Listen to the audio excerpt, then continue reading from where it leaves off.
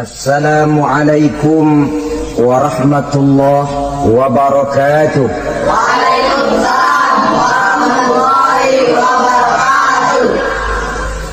Alhamdulillah wassalatu wassalamu ala sayyidina Rasulillah sayyidina wa maulana Muhammad ibn Abdullah wa ala alihi wa sahbihi wa mawala.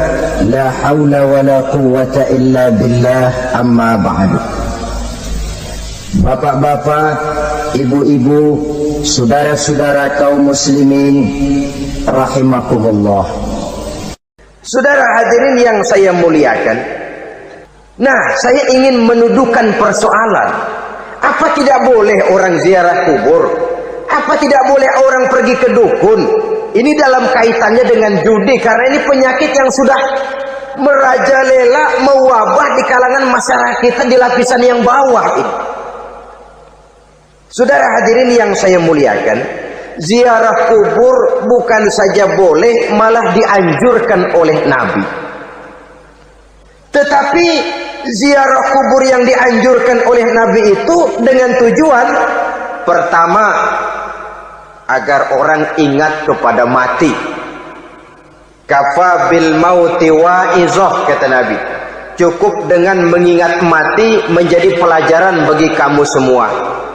Maka etikanya diajarkan, kalau saudara ziarah kubur, sampai di depan pintu kubur itu kan, Assalamualaikum ya ahlal kubur wa inna insyaallahu bikum lahikun.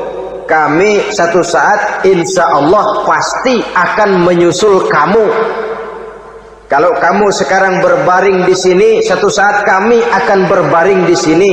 Ziarah kubur mengingatkan orang kepada mati. Orang yang ingat kepada mati, gaya hidupnya lain dengan orang yang tidak ingat mati. Nah, orang kalau nggak ingat mati, gaya hidupnya nggak terkontrol. Kalau dia berkuasa, Fir'aun. Itu nggak ingat mati. Kalau dia kaya, Korun. Sudah gambarannya nggak merupakan gambaran-gambaran yang baik. Orang yang ingat mati, dia berkuasa, dia berlaku adil. Suatu saat saya akan mati dan ini akan dimintakan pertanggungan jawab. Orang kaya ingat mati, dia akan jadi pemurah. Kenapa? Kalau saya diberikan ilmu, pertanyaan akhirat cuma satu, ilmumu kau amalkan untuk apa? Kalau saya diberikan umur panjang, pertanyaan akhirat cuma satu, umurmu kau habiskan di mana? Tapi jikalau saya diberikan harta, pertanyaan akhirat ada dua, hartamu kau dapat dari mana, kau belanjakan kemana? Depannya ditanya, belakangnya ditanya. Dapat dari mana, dibelanjain kemana? Sebab dua-duanya berkaitan dengan kegiatan. Kadang-kadang dapatnya dari jalan yang baik, tapi keluarnya ke tempat yang tidak baik, itu pun tidak betul. Atau dapatnya dari yang tidak baik, tapi dibelanjakan untuk yang baik, itu pun tidak bisa diterima. Oleh karenanya, dengan mengingat mati, gaya hidup seseorang jadi terkontrol karenanya. Yang kedua, dianjurkan kita untuk berziarah kubur itu mendoakan orang-orang yang sudah meninggal. Mal mayyitu fi qabrihi illa kal gharikil mutaghawis, kata Nabi.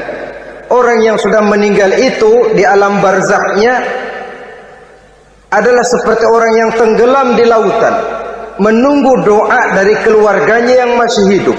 Apakah itu anaknya, kemenakannya, cucunya, dan lain sebagainya. Adapun yang kalau kita ziarahi itu kuburnya orang-orang yang kita tahu merupakan orang soleh, orang yang berjiwa bersih, yang kita kenal ketakwaannya kepada Allah Subhanahu wa ta'ala, tidak ada salahnya kita bertabarruk, asal jangan dengan satu keyakinan bahwa dia secara mandiri bisa mendoakan kita. Dia hanya bisa melakukan itu hanya dengan izin Allah. Nah, umumnya orang kalau sudah ziarah ke kubur-kubur keramat itu, Allahnya kelupaan. Itu yang dikhawatirkan merusak dan mengganggu akidah. Sehingga di awal-awal perkembangan Islam, Nabi pernah melarang orang ziarah kubur itu. Ini bisa kita simak dari hadis, kuntu nahaitukum an ziyaratil qabri fazuruha. Dahulu aku pernah melarang kamu untuk ziarah kubur. Adapun sekarang kalau mau ziarah, ziarahlah kamu. Kata-kata dulu aku pernah melarang kamu itu menggambarkan bahwa pada permulaan perkembangan Islam, nilai keimanan para sahabat masih rapuh, masih lemah, masih memerlukan pembinaan. Sehingga kalau mereka sering ke kubur, dikhawatirkan mereka minta kepada kubur. Nah, tetapi tatkala nilai keimanannya sudah mapan, sudah kuat, kata Rasul, fazuruha. Adapun sekarang kalau mau pergi berziarah, ziarahlah kamu. Saudara hadirin yang saya muliakan, jadi jangan melupakan Allah. Saya bisa saja berkata, kalau saya misalnya pakai cincin, lalu saya bilang, saya sejak pakai cincin ini, jangan anak gadis, nenek-nenek melihat saya lemes. Atau sejak pakai cincin ini, dagangan laris bener. Cincin itu yang menggelincirkan akidah. Untuk tidak tergelincir, orang harus tidak melupakan Allah. Dia bisa berkata, alhamdulillah, Allah memberikan keistimewaan kepada batu cincin saya. Batu cincinnya tidak apa-apa, Allah yang memberikan keistimewaan. Ini dalam bentuk yang langsung. Dalam bentuk yang tidak langsung kita bisa lihat, misalnya kalau petani ditanya, oh ini bisa panen besar ini rahasianya apa? Pak, oh pupuk urea, pupuk urea. Nah, Allah nomor 16. Seorang petani yang baik keimanannya, dia akan berkata, kami bisa panen besar karena izin Allah. Lah kalau pupuknya mah pakai pupuk urea, izin Allahnya dahulu, baru kemudian pupuknya nyusul. Jadi sebenarnya bukan cuma pergi ke dukun yang bisa merusak keimanan, pergi ke dokter juga bisa loh merusak keimanan. Kalau berkeyakinan bahwa dokter itulah yang memberikan sembuh, kenapa akidah saudara tidak tergelincir karenanya? Dokter hanya memberikan obat dan resep, sembuh itu datangnya dari Allah. Ini yang diungkapkan lewat lisan Nabi Ibrahim alaihissalam, wa idza maridtu fahuwa yashfini. Apabila aku sakit, dialah Allah yang memberikan sembuh. Memberikan sembuh. Jangan juga menyalahartikan ayat ini. Ada ayat begini sakit terus nekat. Udah nggak usah berobat dah, memang penyakit dari Tuhan, ntar waktunya baik ya baik ya. Udah ampek terus dah. Orang yang berobat saja belum tentu sembuh, apalagi yang tidak berobat. Sama juga orang nggak sembahyang kita ajakin ngotot, lu juga yang sembahyang belum tentu masuk surga katanya. Lah yang sembahyang belum tentu masuk surga, bagaimana cengoran lu yang nggak sembahyang?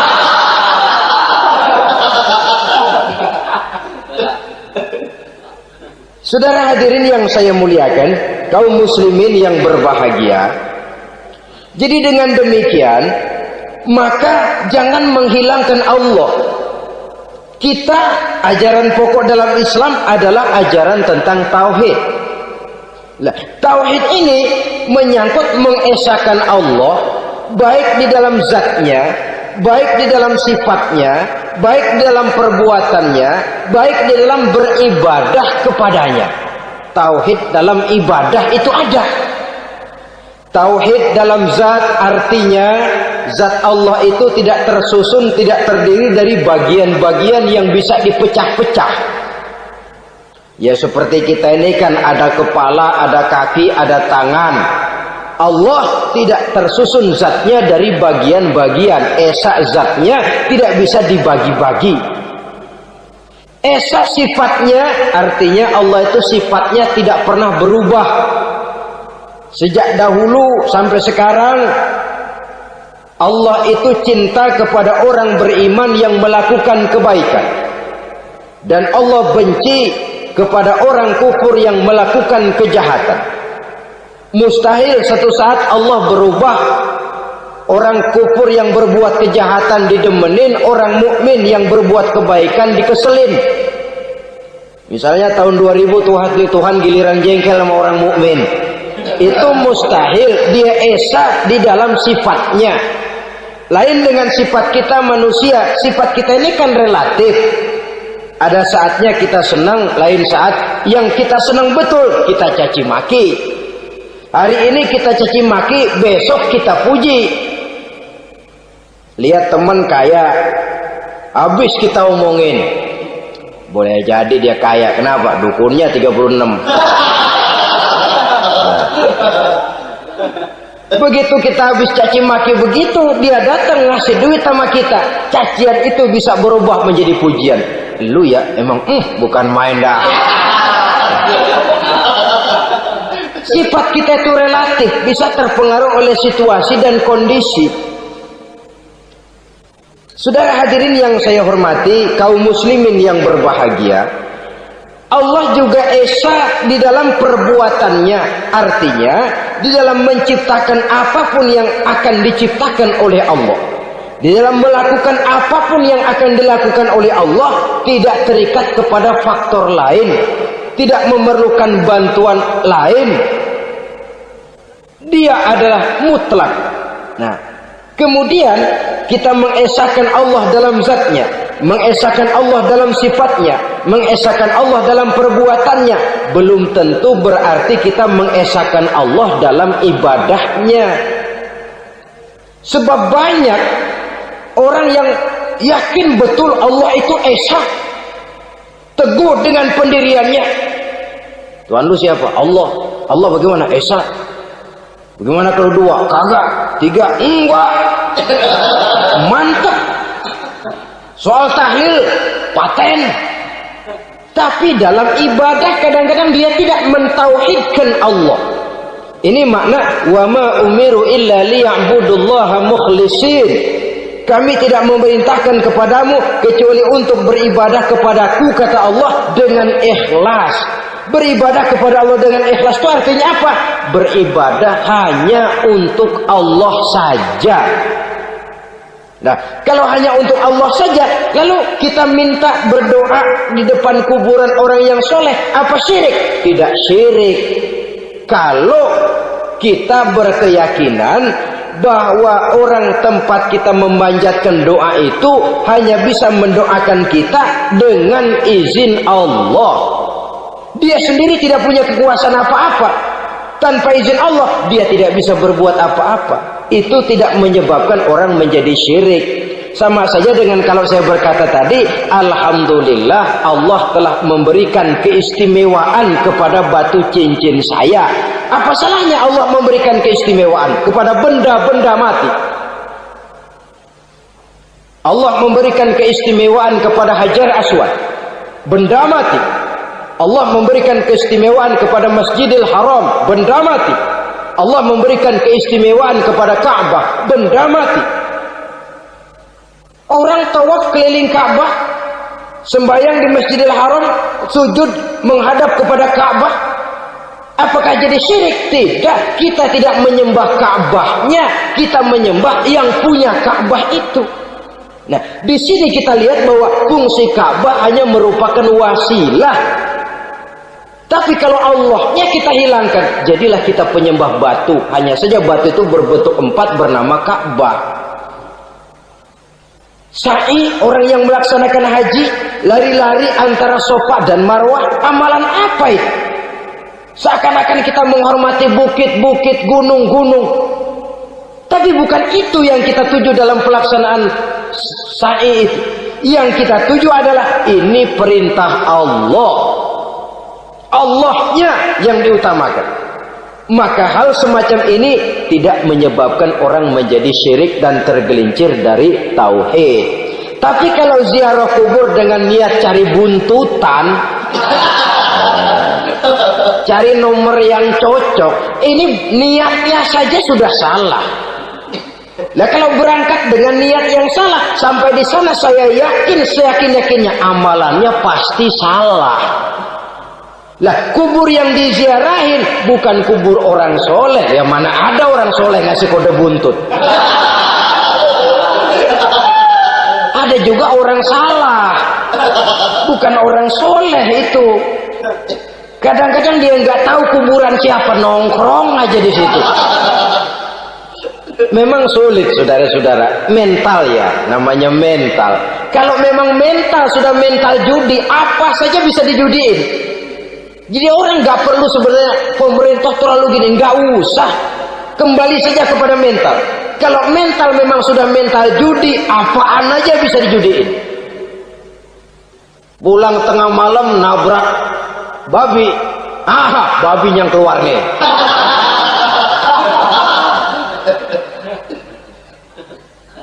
Mobil lewat nomornya bisa dijudiin. Bajai lewat bajai bisa dijudiin. Mental. Kalau memang mental sudah mental judi, apapun saja bisa dijudikan. Saudara hadirin yang saya muliakan, lalu bagaimana dengan dukun? Ya, saudara hadirin, pergi ke dukun hakikatnya sama dengan pergi ke dokter. Orang berusaha melaksanakan yang namanya syariat, hakikatnya kembalikan kepada Allah. Syariatnya kita laksanakan. Tetapi, nah ini tetapi, yang pertama saudara harus tahu betul dukunnya itu bayang apa enggak, agamanya kuat apa enggak.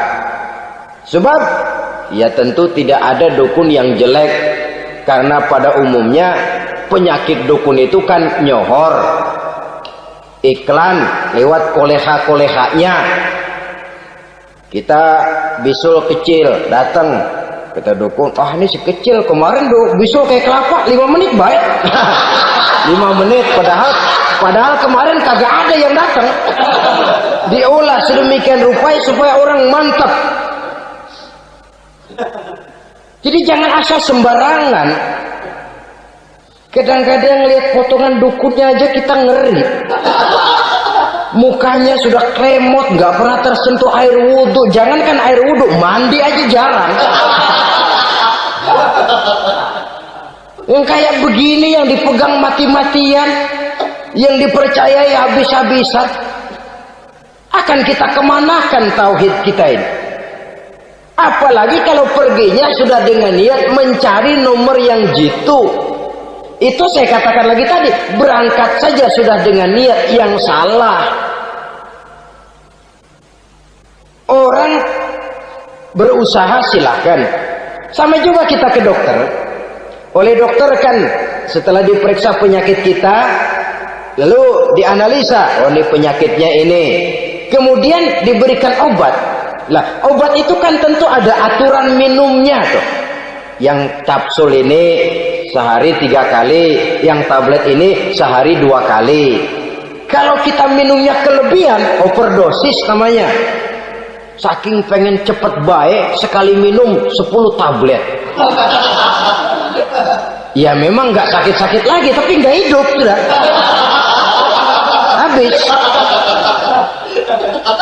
Kita pun dalam melaksanakan amalan hidup beragama begitu. Saudara datang kepada kiai, orang-orang soleh, meminta amalan, wiridan, itu jangan sampai overdosis. Tidak sesuai dengan kemampuan pribadi. Masih SD sudah minta matematika kelas SMP, celeng. Baru SMP sudah minta diajarkan filsafat kelas perguruan tinggi, semaput. Kenapa? Daya tampungnya nggak kuat. Emang ukuran secangkir, minta di sini seember, ya luber. Lebihnya nggak cukup. Kenapa? Yang diberikan, yang diamalkan tidak sesuai dengan makomnya, tidak sesuai dengan kemampuan yang ada pada dirinya. Saudara hadirin yang saya muliakan, akhirnya apa? Mencelakakan dirinya sendiri, ngawur. Baru sembahyang seminggu udah ngaku ketemu malaikat. sembahyang ditemenin malaikat lah, sembahyang baru seminggu mulai, tuh malaikat iseng amat. Ya walaupun kalau Allah izinkan tidak mustahil, tapi kan tidak logik. Orang yang melaksanakan ibadah puluhan tahun memerlukan riyadhah dan latihan, khusyuk dan tawadhu, penuh tazallul, merendahkan diri di hadapan Allah, belum tentu mendapat karunia yang semacam itu. Saudara hadirin yang saya muliakan, jadi dengan kata lain, yang pertama, lihatlah dulu kualitas dukun yang akan saudara datangi itu. Ini kualitas black apa kualitas white? Aspal apa cat putih? Sehingga jangan sampai kita salah pilih. Sebab biasanya orang kalau sudah hanyut di kali, rumput pun dia pegangin. Dia tahu kalau rumput tidak akan bisa menahan bobot badannya, tapi karena posisinya posisi terjepit, rumput pun dia pegang. Ini satu gambaran psikologis betapa orang dalam keadaan panik, kepepet, kejepit, yang tidak mestinya dipegang pun akan dipegangnya juga. Walaupun dia tahu itu tidak akan bisa menahan bobot badannya, namun dipegangnya juga. Oleh karenanya, yang pertama, lihat dulu kualitas dukunnya.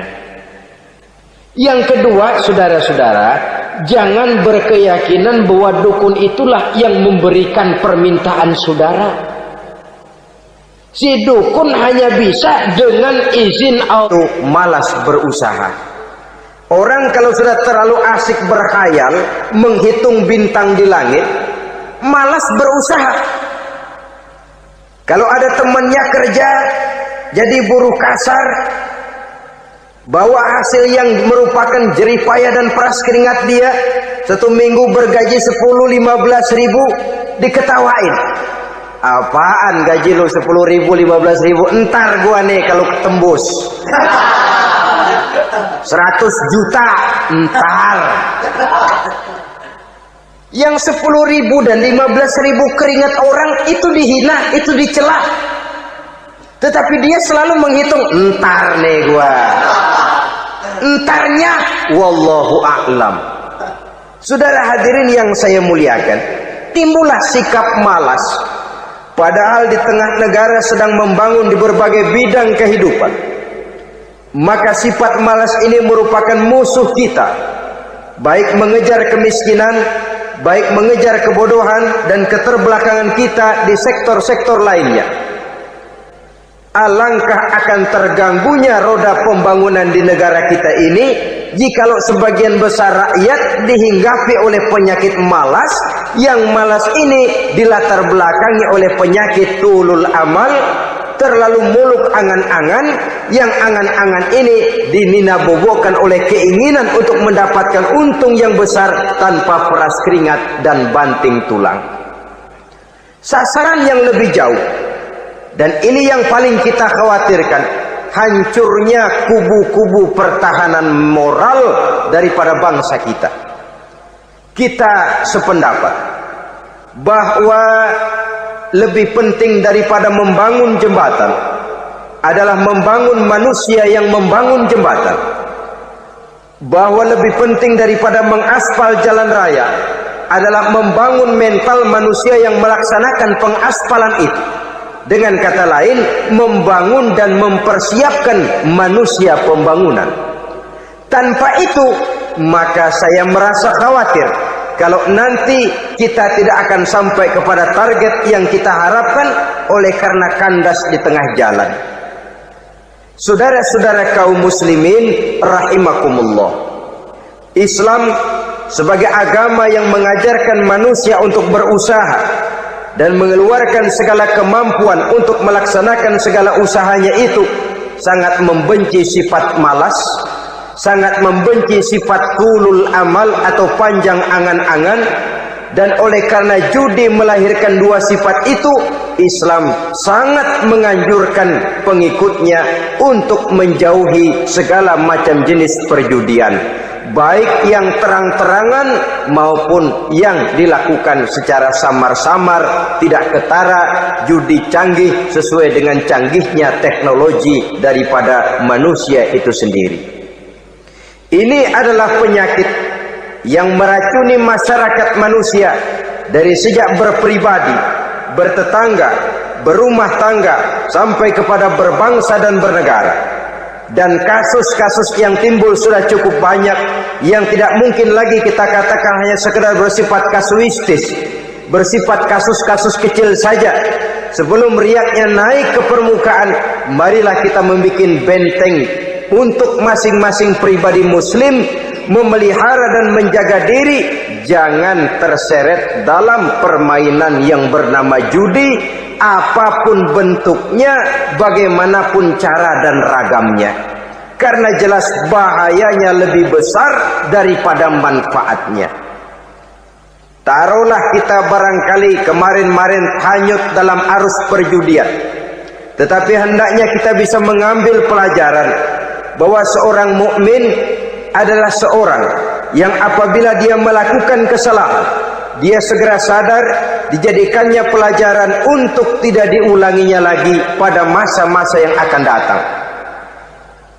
Dengan sikap semacam itu, kita tidak lagi akan mengulangi kesalahan-kesalahan lama, dan grafik kehidupan kita dari hari ke hari akan makin menunjukkan hal-hal yang baik dan positif adanya.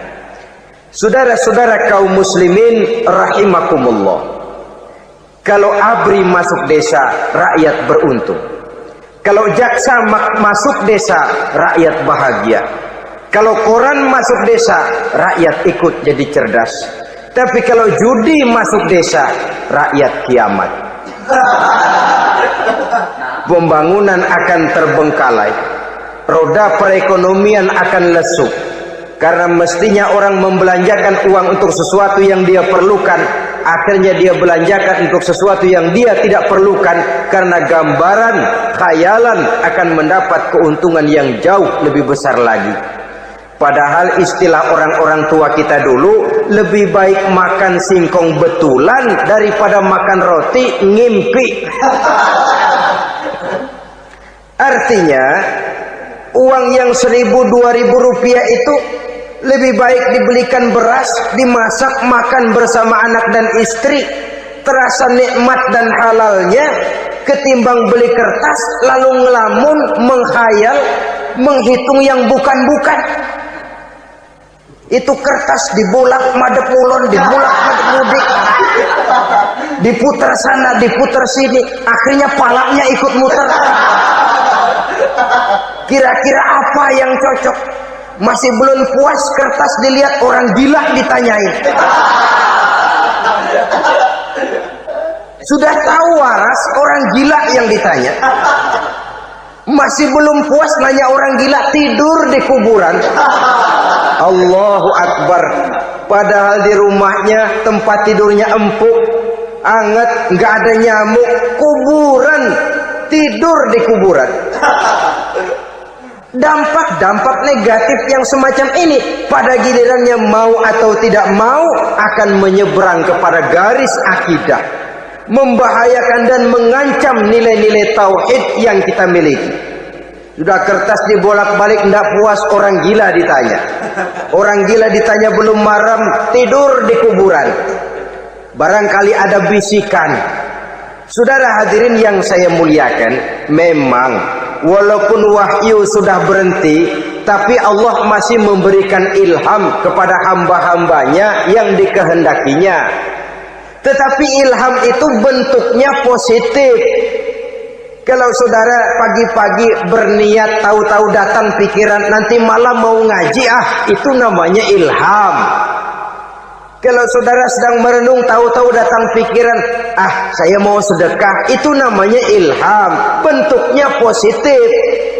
Tapi kalau ngelamun, tahu-tahu datang pikiran nomor sekian pasang, itu bukan ilham, itu belis.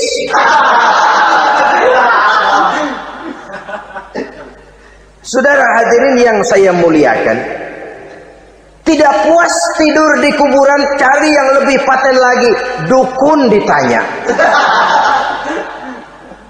Nah, saya ingin menuduhkan persoalan. Apa tidak boleh orang ziarah kubur? Apa tidak boleh orang pergi ke dukun? Ini dalam kaitannya dengan judi, karena ini penyakit yang sudah merajalela, mewabah di kalangan masyarakat kita di lapisan yang bawah ini.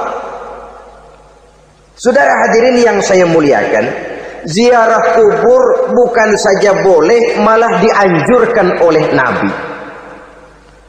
Tetapi ziarah kubur yang dianjurkan oleh Nabi itu dengan tujuan pertama, agar orang ingat kepada mati. Kafa bil mauti wa'izah, kata Nabi. Cukup dengan mengingat mati menjadi pelajaran bagi kamu semua. Maka etikanya diajarkan, kalau saudara ziarah kubur, sampai di depan pintu kubur itu kan, Assalamualaikum ya ahlal kubur wa inna insyaallahu bikum lahikun. Kami satu saat insya Allah pasti akan menyusul kamu. Kalau kamu sekarang berbaring di sini, satu saat kami akan berbaring di sini. Ziarah kubur mengingatkan orang kepada mati. Orang yang ingat kepada mati, gaya hidupnya lain dengan orang yang tidak ingat mati. Nah, orang kalau nggak ingat mati, gaya hidupnya nggak terkontrol. Kalau dia berkuasa, Fir'aun. Itu nggak ingat mati. Kalau dia kaya, Korun. Sudah gambarannya nggak merupakan gambaran-gambaran yang baik. Orang yang ingat mati, dia berkuasa, dia berlaku adil. Suatu saat saya akan mati dan ini akan dimintakan pertanggunganjawab. Orang kaya ingat mati, dia akan jadi pemurah. Kenapa? Kalau saya diberikan ilmu, pertanyaan akhirat cuma satu, ilmumu kau amalkan untuk apa?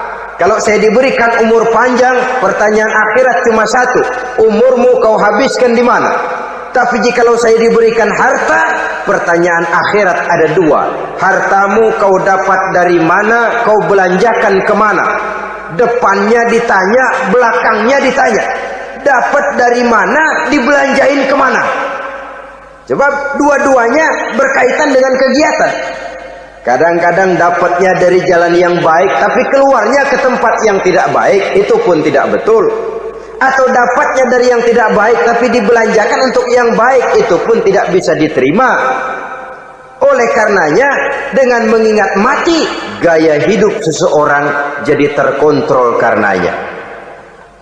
Yang kedua, dianjurkan kita untuk berziarah kubur itu mendoakan orang-orang yang sudah meninggal.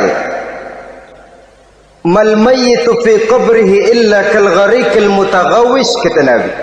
Orang yang sudah meninggal itu di alam barzakhnya adalah seperti orang yang tenggelam di lautan, menunggu doa dari keluarganya yang masih hidup. Apakah itu anaknya, kemenakannya, cucunya, dan lain sebagainya. Adapun yang kalau kita ziarahi itu kuburnya orang-orang yang kita tahu merupakan orang soleh, orang yang berjiwa bersih, yang kita kenal ketakwaannya kepada Allah Subhanahu wa ta'ala, tidak ada salahnya kita bertabarruk, asal jangan dengan satu keyakinan bahwa dia secara mandiri bisa mendoakan kita. Dia hanya bisa melakukan itu hanya dengan izin Allah. Nah, umumnya orang kalau sudah ziarah ke kubur-kubur keramat itu Allahnya kelupaan. Itu yang dikhawatirkan merusak dan mengganggu akidah. Sehingga di awal-awal perkembangan Islam, Nabi pernah melarang orang ziarah kubur itu. Ini bisa kita simak dari hadis, kuntu nahaitukum an ziyaratil qabri fazuruha. Dahulu aku pernah melarang kamu untuk ziarah kubur, adapun sekarang kalau mau ziarah, ziarahlah kamu. Kata-kata dulu aku pernah melarang kamu itu menggambarkan bahwa pada permulaan perkembangan Islam, nilai keimanan para sahabat masih rapuh, masih lemah, masih memerlukan pembinaan. Sehingga kalau mereka sering ke kubur, dikhawatirkan mereka minta kepada kubur. Nah, tetapi tatkala nilai keimanannya sudah mapan, sudah kuat, kata Rasul, fazuruha. Adapun sekarang kalau mau pergi berziarah, ziarahlah kamu. Saudara hadirin yang saya muliakan, jadi jangan melupakan Allah.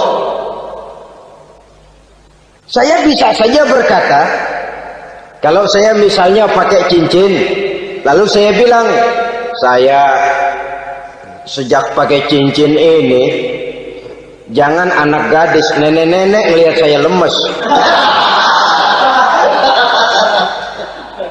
Atau sejak pakai cincin ini, dagangan laris bener. Cincin itu yang menggelincirkan akidah. Untuk tidak tergelincir, orang harus tidak melupakan Allah. Dia bisa berkata, alhamdulillah, Allah memberikan keistimewaan kepada batu cincin saya. Batu cincinnya tidak apa-apa, Allah yang memberikan keistimewaan. Ini dalam bentuk yang langsung. Dalam bentuk yang tidak langsung kita bisa lihat, misalnya kalau petani ditanya, oh ini bisa panen besar ini rahasianya apa Pak? Oh, pupuk urea. Pupuk urea. Nah, Allah nomor 16. Seorang petani yang baik keimanannya, dia akan berkata, kami bisa panen besar karena izin Allah. Lah, kalau pupuknya mah pakai pupuk urea, izin Allahnya dulu, baru kemudian pupuknya nyusul. Jadi sebenarnya bukan cuma pergi ke dukun yang bisa merusak keimanan, pergi ke dokter juga bisa loh merusak keimanan. Kalau berkeyakinan bahwa dokter itulah yang memberikan sembuh, kenapa akidah saudara tidak tergelincir karenanya? Dokter hanya memberikan obat dan resep, sembuh itu datangnya dari Allah. Ini yang diungkapkan lewat lisan Nabi Ibrahim alaihissalam, wa idza maridtu fahuwa yashfini. Apabila aku sakit, dialah Allah yang memberikan sembuh. Memberikan sembuh. Jangan juga menyalahartikan ayat ini. Ada ayat begini sakit terus nekat. Udah nggak usah berobat dah, memang penyakit dari Tuhan, ntar waktunya baik ya baik ya. Udah ampek terus dah. Orang yang berobat saja belum tentu sembuh, apalagi yang tidak berobat. Sama juga orang nggak sembahyang kita ajakin ngotot, lo juga yang sembahyang belum tentu masuk surga katanya. Lah yang sembahyang belum tentu masuk surga, bagaimana cengoran lo yang nggak sembahyang?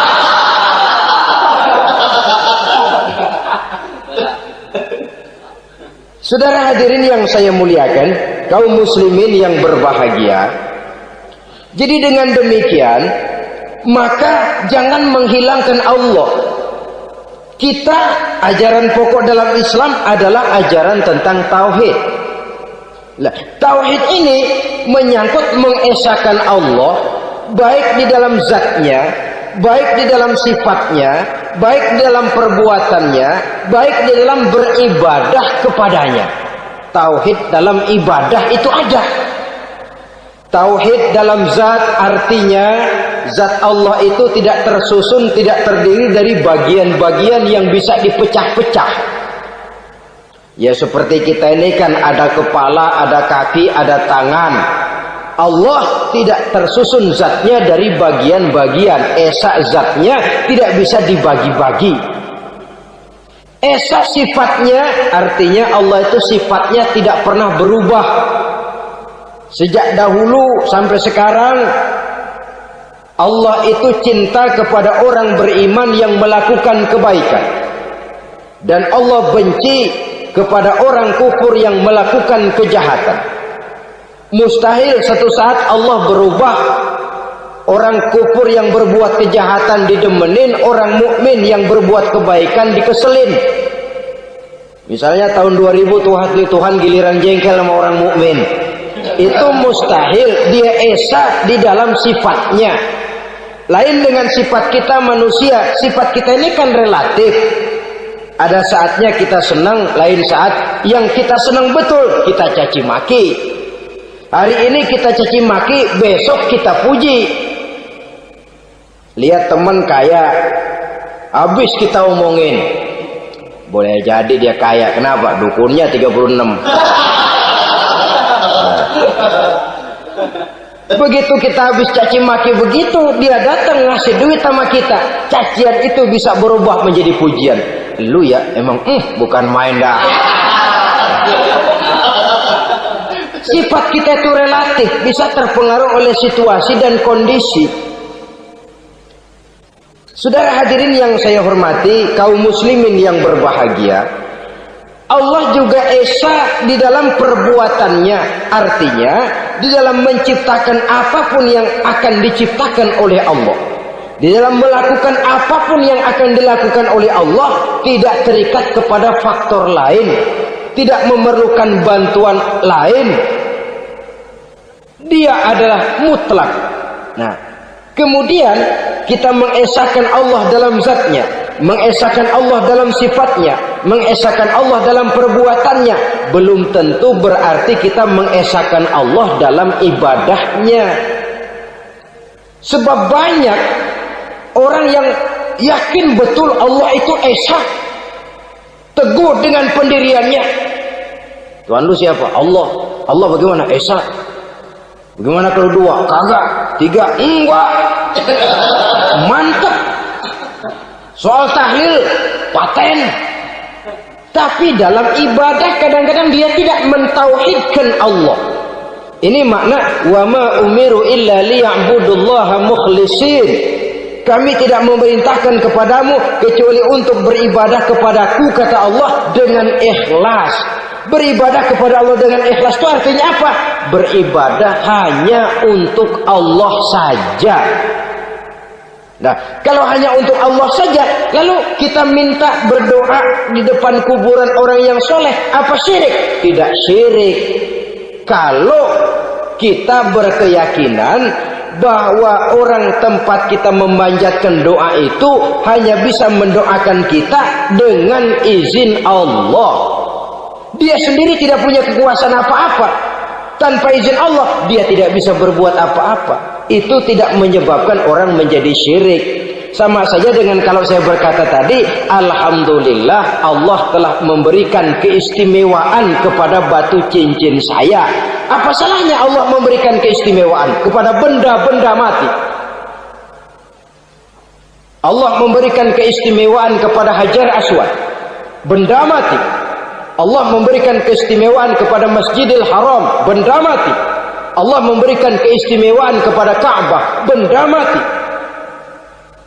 Orang tawaf keliling Ka'bah, sembahyang di Masjidil Haram, sujud menghadap kepada Ka'bah, lalu berusaha menyimpan sesuatu yang bisa membawa manfaat, baik untuk dirinya, untuk anak cucunya, maupun untuk keluarganya, untuk masa kini dan masa depannya. Kadang simpanan itu berbentuk uang, kadang berupa tanah, lain saat berbentuk pabrik, dan lain sebagainya. Sementara masa depan yang paling pasti adalah akhirat.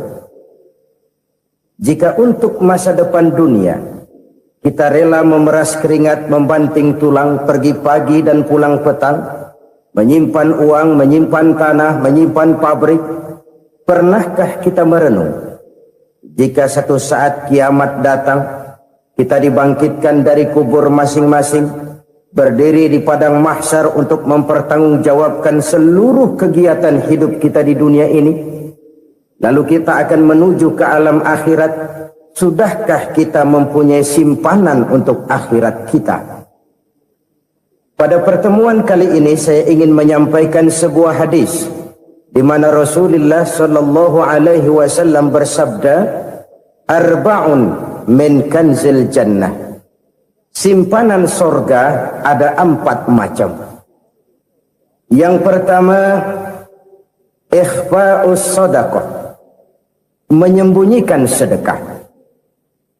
Saudara-saudara kaum muslimin, sebagaimana yang kita maklum bahwa Allah Subhanahu wa taala melebihkan sebagian rezeki dari kita terhadap yang lain.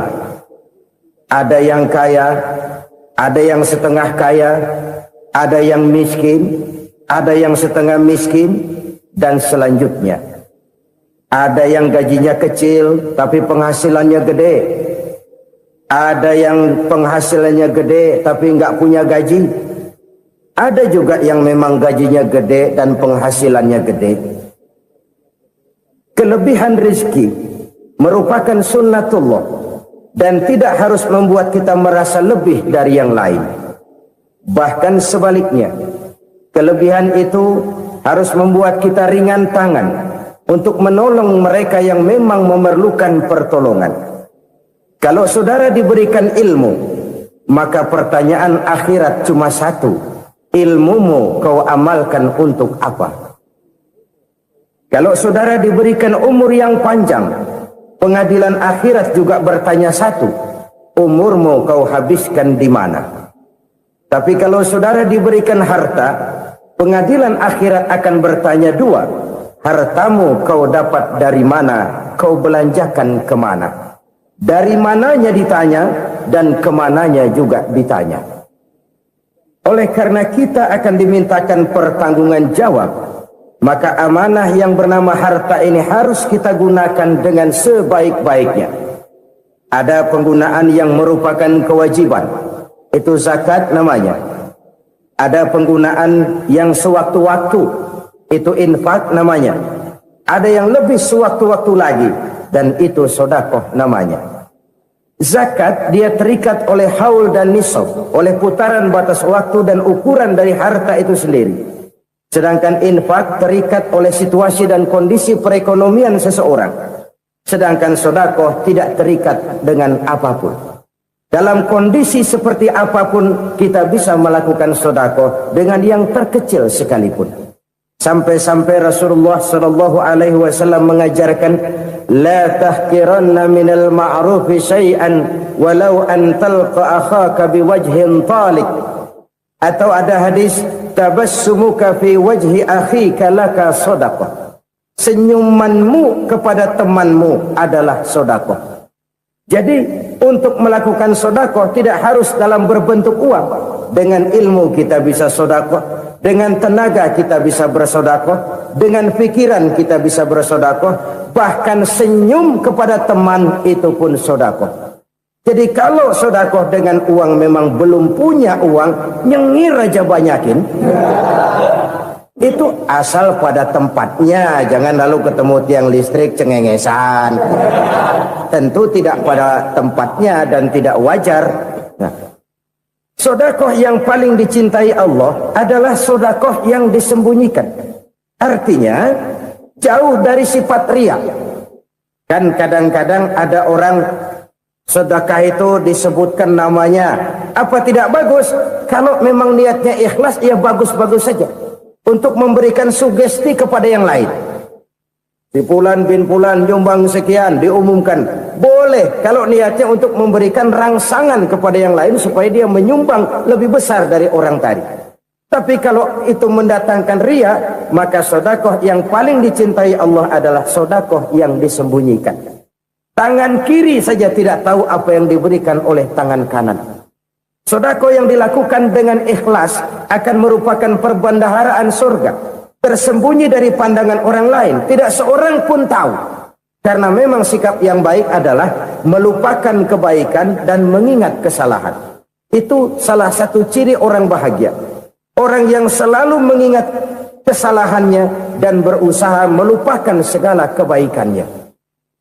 Kalau dia akan ada kebaikan, dia tidak bisa ikut, dia merasa rugi karena dia merasa belum pernah berbuat baik. Tapi kalau akan melakukan kesalahan baru, dia ingat kesalahan yang sudah-sudah, sehingga terhalang baginya untuk melakukan satu kesalahan baru. Demikianlah saudara-saudara, bahwa Allah melebihkan rezeki sebagian kita dari yang lain, agar terjadi tolong-menolong dalam kehidupan ini. Jadi kesenjangan yang nature, kesenjangan yang alami, itu sunnatullah. Ada yang kaya, ada yang miskin, ada yang kelas menengah. Nah, kenapa lalu sekarang kita berusaha mengentaskan kemiskinan? oleh karena adanya kesenjangan struktural. Kalau yang kaya bisa semakin kaya, kenapa yang miskin tidak bisa naik jadi ikut sedikit kaya? Sebab pada dasarnya Islam adalah agama yang sejak turunnya sudah berupaya memerangi kemiskinan. Bahkan dikatakan kemiskinan itu mendekatkan kepada kekufuran. Orang kalau miskin udah dekat banget sama kafir. Gampang menjadi kafir.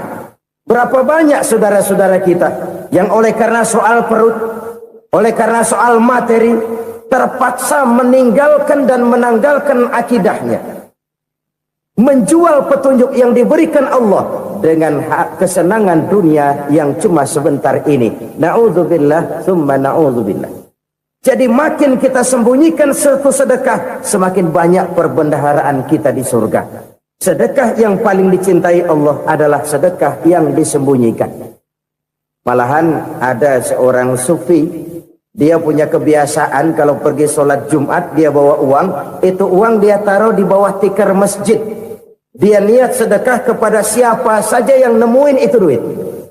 Maksudnya apa? Supaya yang nemuin nggak tahu siapa yang punya duit. Demikian dia saking ingin menyembunyikan sedekahnya. Karena sifat ria itu bisa memakan amal kita sendiri. Ria itu termasuk menyebut-nyebut kebaikan kita. Orang yang suka nepuk dada, sedikit-sedikit ngitungnya kalau nggak gua. Tuh kalau nggak gua tuh yang belah situ kalau nggak gua. Iya kalau nggak lu kenapa emang? Orang yang suka menepuk jasa. Tuh biasanya memang begitu saudara-saudara. Kalau perang lagi berkecamuk, orang nggak sempat ngaku jadi pahlawan. Tapi begitu perang selesai, yang kagak kenal bedil ngaku pahlawan, mas. Itu sesuatu yang biasa. Oleh karenanya, orang-orang yang ikhlas dalam bersodako, disembunyikannya sodako itu, Allah cinta betul. Malahan ada hadis memberikan jaminan, inna sodakotal mar'il muslimi tazidu fil umri wa tadfa'u mitatas su'i. Sesungguhnya sedekahnya seorang mukmin tazidu fil umri, bisa menambah umur panjang. Wa tadfa'u mitatas su'i, dan menyelamatkan manusia dari mati secara su'ul khatimah. Jadi siapa yang kepengen panjang umur, banyaklah sedekah. Yang bosan hidup, pelit terus. Sedekah menambah panjang umur dan menyelamatkan manusia dari mati secara su'ul khatimah. Pak, katanya umur itu nggak bisa ditambah, nggak bisa dikurangin. Kapan? Kalau ajal sudah datang. Fa idza jaa ajaluhum la yastakhiruna sa'atan wa la yastakdimun. Kalau ajal datang tidak bisa dimajukan, tidak bisa dimundurkan. Itu kalau ajal sudah datang.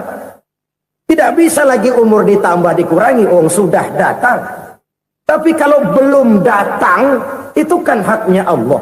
Mau ditambah, mau dikurangi, hak prerogatif Allah. Sebagai pencipta manusia, Allah maha kuasa dan maha mampu. Sedekah ini menambah panjang umur dan menyelamatkan manusia dari mati secara su'ul khatimah. Itu orang mati kan sama ya, kondisinya mati, nggak nafas. Tapi hakikat mati kan lain-lain. Ada yang mati itu husnul khatimah, baik akhirnya. Misalnya lagi ngaji mati, lagi sholat mati, lagi sedekah mati. Ini yang dinamakan dengan husnul khatimah, baik di akhirnya. Sebaliknya ada yang su'ul khatimah, jelek di akhirnya. Ini yang jadi catatan akhir. Lagi nyekek botol, mampus. Lagi banting kartu, modar. Su'ul khatimah, jelek pada akhirnya. Sedekah menyelamatkan manusia dari mati secara su'ul khatimah. Dan kita semua kepengen mendapat husnul khatimah, jauh dari su'ul khatimah. Oleh sebab itu yang bisa menyelamatkan kita dari penyakit itu antara lain adalah sedekah yang disembunyikan. Yang dikerjakan dengan ikhlas karena Allah. Tidak karena kepengen dipuji orang. Tidak karena ingin dikatakan orang pemurah. Sebab orang dermawan itu Orang yang memberi tanpa harus diminta. Kalau masih harus diminta, ya belum dermawan namanya. Masih harus diminta. Kalau nggak diminta, ya tulus. Lolos, polos. Saudara-saudara kaum muslimin, rahimakumullah. Harta adalah amanat dan akan kita pertanggungjawabkan. Allah melebihkan rizki sebagian kita dari yang lain agar kita saling tolong menolong. Bantu membantu. Nabi janjikan, siapa yang meringankan beban saudaranya muslim di dunia, Allah akan meringankan bebannya di akhirat nanti. Sebuah jaminan dari baginda Nabi. Si orang yang kita bantu barangkali tidak bisa membalas, Allah yang akan membalas lewat jalan lain yang tidak pernah kita sangka-sangka. Ada orang tanya, Pak, ini ada orang nyumbang masjid sambil marah-marah, bagaimana? Saya bilang sumbangannya aja ambil, marahnya jangan. Marahnya jangan diambil, itu urusan dia. Saudara-saudara kaum muslimin rahimakumullah. Umat Islam ini kan umat yang punya potensi besar. Kadang kita merenung, kenapa kadang-kadang pembangunan masjid kok lambat sekali? Kalau hotel hari ini peletakan pertama, bulan depan peresmian. Supermarket hari ini peletakan batu pertama, minggu depan peresmian. Tapi kalau sudah yang namanya masjid, kadang-kadang peletakan batu pertama sekaligus jadi batu terakhir. 3 tahun, 4 tahun, campur nebar jalak di jalanan, duit dijaring kayak ikan sepat. Apa tidak ada orang Islam yang kaya? Banyak. Apa tidak ada pengusaha muslim yang jadi konglomerat? Ada. Lalu yang belum banyak itu yang komit terhadap nilai-nilai agamanya. Akhirnya kita jatuh jadi umat yang lemah. Belum ada pengusaha konglomerat muslim buka pabrik supermi cap beduk misalnya umpamanya atau pabrik kecap cap sorban supaya identitas keislamannya sedikit kelihatan. Kita jatuh jadi umat yang lemah karena potensi tidak terinventarisir dengan baik. Kita ini ibarat kompor yang cuma matengin nasi orang lain. Potensi kita dimanfaatkan oleh orang lain. Ukhuwah Islamiyah kita baru terbatas kepada silaturahmi. Ukhuwah di bidang ekonomi kita lemah. Ukhuwah di bidang kebudayaan kita lemah. Apalagi ukhuwah di bidang politik kita lebih rapuh lagi. Padahal ukhuwah itu adalah totalitas kehidupan manusia. Menyangkut ipoleksos bud. Memerlukan nilai-nilai ukhuwah. Jadi oleh karena itu mari kita menyadari. Di dalam harta kita. Walaupun kita yang cari. Pergi pagi, pulang sore, peras keringat, banting tulang. Di sana ada harta anak yatim. Di sana ada hak masjid. Di sana ada hak pesantren. Di sana ada hak jihad. Berbahagialah seseorang apabila dia oleh Allah dijadikan keran. Keran itu menyimpan air, tapi tidak untuk dirinya, tapi disalurkannya kepada mereka yang memang memerlukannya. Saudara-saudara kaum muslimin rahimakumullah, ini yang pertama. Jadi perbendaharaan surga adalah menyembunyikan sedekah. Orang lain nggak tahu, kita pun nggak pernah ngitung-ngitung. Kita anggap lewat begitu saja, padahal itu deposit akhirat. Satu. Yang kedua, perbendaharaan surga itu apa? Wa kitmanul musibah, menyembunyikan kesulitan.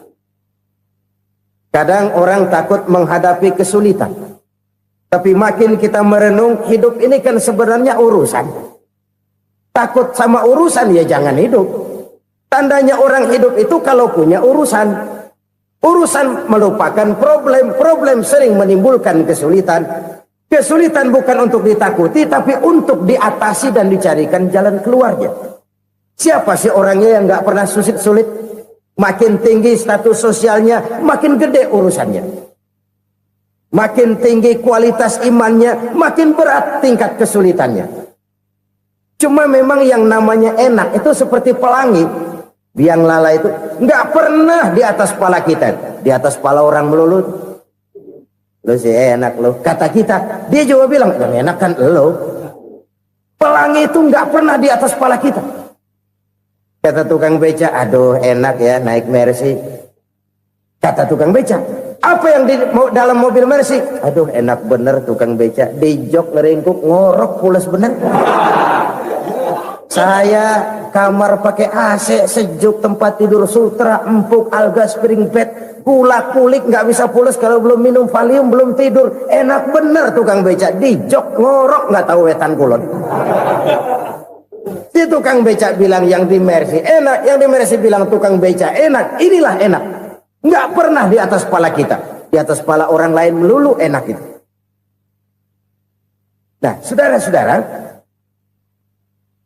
yang merupakan perbendaharaan surga itu orang yang bisa menyembunyikan kesulitan, baik pribadi ataupun rumah tangga. Nih terutama rumah tangga yang jadi soalnya. Kadang-kadang kita ini kalau senang, sebaliknya kalau senang kita diam, kalem aja, cuek. Banyak banget duit kita bawaan, diam aja udah. Malah ketemu orang takut. Tapi begitu susah, sekampung tahu. Padahal Nabi mengajarkan perbendaharaan surga itu menyembunyikan musibah, menyembunyikan kesulitan. Kalau enak, cerita sama orang-orang. Kalau nggak enak, rasain sendiri, tekan sendiri, atasin sendiri. Kita kan sebaliknya. Tenang kita diam, asal lagi susah, paling tidak kita nyari teman buat cerita kesusahan. Siapa orangnya yang nggak pernah susah? Cuma soalnya bagaimana kita mengatasi kesusahan itu sendiri. Begitu juga misalnya kalau orang sudah berumah tangga, itu orang tuanya harus menjadi tempat dia cerita yang enak-enak saja.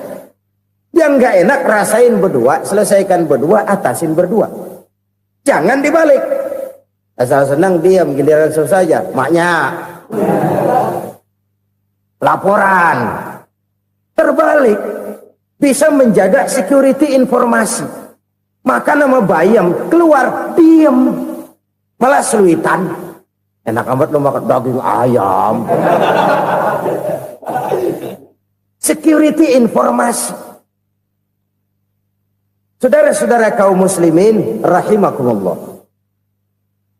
Ujian yang terberat itu yang pernah diberikan kepada para nabi, para rasul, para aulia, para ulama. Makin tinggi keimanan, makin berat. Assalamualaikum warahmatullahi wabarakatuh.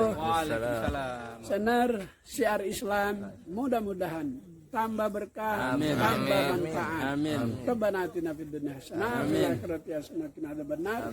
Alhamdulillahirabbil alamin.